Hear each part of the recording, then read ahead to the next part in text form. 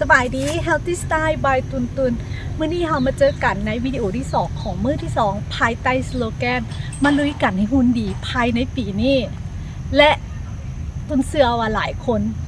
คงจะค้นพบแล้วว่าสาเหตุใดที่ว่าจะเฮ็ดให้ตัวเองพร้อมที่จะลุกขึ้นมาเปลี่ยนแปลงตัวเองทั้งด้านร่างกายและจิตใจในวิดีโอเมื่อวานนี้และในมื้อนี้เราจะมาเว้ากัน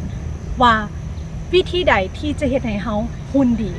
วิธีใดที่จะเฮ็ดให้เราพาตัวเองนั้นไปมีหุ่นในฝันมีเพียงวิธีเดียวเท่านั้นนั่นก็คือ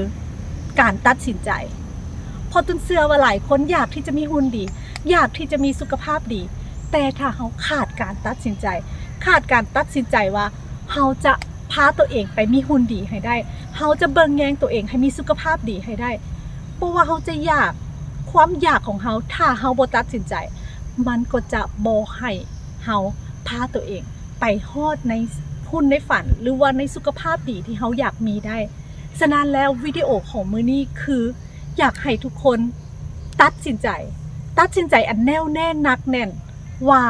จะพาตัวเอง